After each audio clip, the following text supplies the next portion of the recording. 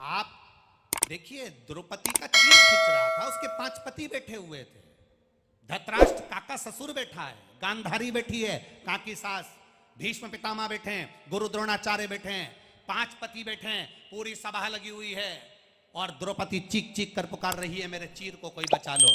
धृतराष्ट्र से कहा तो कहते हैं मेरी आंख नहीं है, गांधारी कहती है मेरी आंखों पर पट्टी बंदी है, भीष्म पितामह कहते हैं मैंने दुर्योधन के घर का अन्न खाया है, पांडव कहते हैं हम कुछ नहीं कर सकते क्योंकि हमने तेरे को जुए में हारा है। रोती हुई द्रौपदी अपने गुरुजी के दरवाजे पर पहुंच गई, जहां गुरु द्रोणाचार्य बैठे थे। गुरुजी से जाकर कहा गुरुदेव आपकी शिष्या हूं, गुरु मंत्र लिया है मैंने, आज आपकी बेटी नग्न हो रही है, आप साथ नहीं दोगे? गुरु ने जो कहा आपकी जिंदगी में आप भी याद रखिएगा।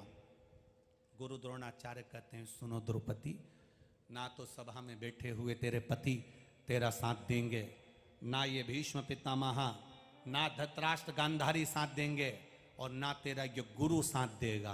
पर एक बात याद रखना द्रौपदी, गुरु तेरा साथ नहीं देगा, पर गुरु ने जो वचन तेरे कानों में दिए हैं उसको अगर तूने पकड़ लिया तो वो तेरा साथ दे जाएंगे। आपकी दुख की घड़ी में सियोर वाला महाराज नहीं आएगा, आपकी दुख की घड़ी में सियोर वाला महाराज तुम्हारे सामने खड़ा नहीं होगा। हाँ, कोई दूसरा महाराज हो और वो कहता हो कि हम तुम्हारे दुख की घड़ी में खड़े रहेंगे तो बात दूसरी है। मरते समय वेंटिलेटर पर ना परिवार वाले होंगे, ना कुटुंब वाले होंगे, ना कोई महाराज, ना कोई संत, ना साधु होगा।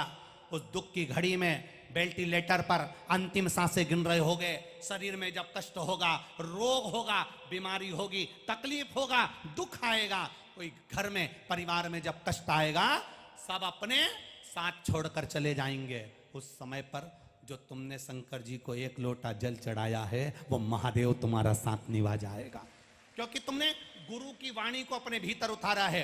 जो गुरु के शब्द को अपने भीतर उतार लेता है, गुरु जी ने कहा है 1 लोटा जल चढ़ाना है, गुरु जी ने कहा है बेलपत्री चढ़ाना है, गुरु जी ने कहा है शंकर जी के मंदिर जाना है, मंदिर ना जाओ तो शंकर का शिखर का दर्शन कर लो, अगर शिखर का दर्शन भी नहीं कर सकते तो कोई शिव पुराण की कथा सुनकर जा रहा है उसके मुख का दर्शन कर लो। गुरु ने कहा है द्रौपदी, गुरु साथ नहीं देगा पर गुरु का वचन साथ दे जाएगा। बस द्रौपदी को याद आया, अब गुरु द्रोणाचार्य भी साथ नहीं दे रहा है, जब गुरु साथ नहीं दे रहा तो गुरु के वचन को याद करा। गुरु ने जो मंत्र दिया था, द्रौपदी ने वो मंत्र पुकारना प्रारंभ करा।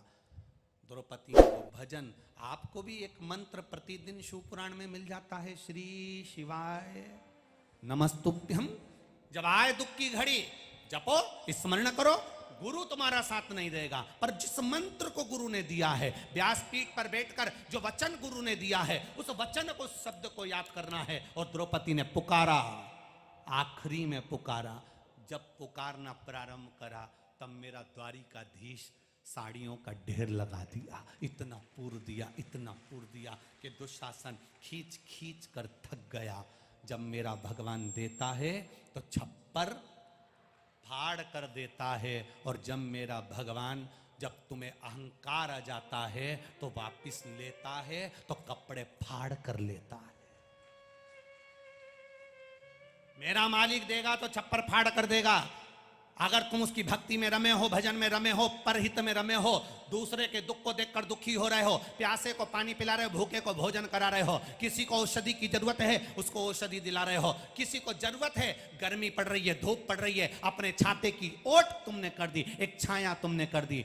इतनी चतुर हो गई आजकल की माताएं, कथा सुनने के लिए अगर आती हैं साथ में 2 चादर लेकर आती हैं, बिछाने की चादर भी 2 लाती हैं, एक चादर अपने पड़ोसियों को दे देती हैं। धूप पड़ रही है, 4 बांबू बांध लो और धूप में छांव कर कर बैठ जाओ, शिव महापुराण की कथा 3 घंटे सुनोगे, अपने घर चले जाओगे। उसने सेवा तो कर ली।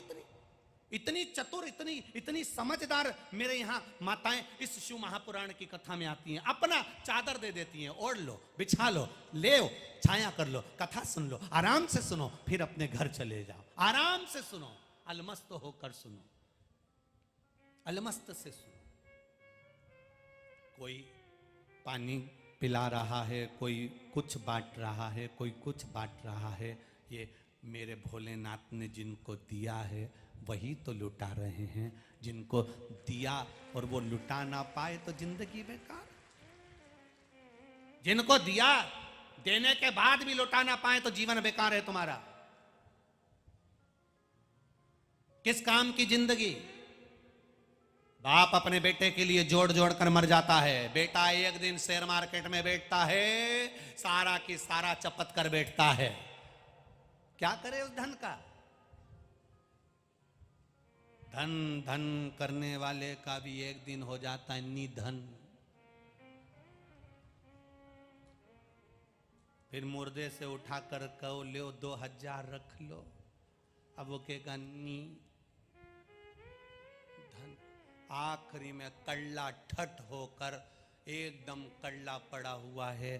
पहले धन धन करता था, 5000 ले लिए, 2000 ले लिए, 10,000 चले गए, 40,000 मिल गए, 1,00,000 बच गए, 50,000 चले गए, 25,000 गए। धन धन धन धन धन धन और एक दिन हो गया जम के तो बोलो निधन। अब वो धन किस काम का। फिर बच्चे भी 10वें के दिन 12वें के दिन पिंड दान कर रहे। पिंड करना मतलब पिंड छुड़ाना। 10-12 ब्राह्मण को भोजन करा के पिंड छुड़ा लेते हैं और पूरी प्रॉपर्टी अपनी करके बैठ जाते हैं। एक इतना बड़ा आटे का पिंड देते हैं और पिंड छूट गया। एक पिंड इतना बड़ा आटे का चावल का देकर पिंड छुड़ा। और जीजियों और मेरे जीजाओं, आप हो चाहे हम हो, दुनिया के लोग आपसे भी और हमसे भी ऐसे ही पिंड छुड़ाएंगे। इसलिए मनुष्य का शरीर मिला है। तुम्हारे नज़दीक में अगर कथा हो रही है, किसी को 1 रुपया भी मत दो। अपना हाथ से बिस्कुट लाओ, अपने हाथ से रोटी लाओ, अपने हाथ से पानी की बोतल लाओ, अपने हाथ से जल लाओ और पिलाओ खिलाओ और अपनी जिंदगी का आनंद पाओ। अपने हाथों से कर चलो। वापिस ये मनुष्य की देह नहीं मिलेगी। आकोला में फिर वापिस कथा होने वाली, इतनी जल्दी नहीं है। वो तो कोई आकोला वालों के पुण्य थे। गजानन बाबा को सुनना थी और राज राजेश्वर को कराना थी, तो ये दुबे जी और चौरसिया जी ने ये कथा का आयोजन रख दिया, हो गया। ये कहीं उसकी कृपा थी।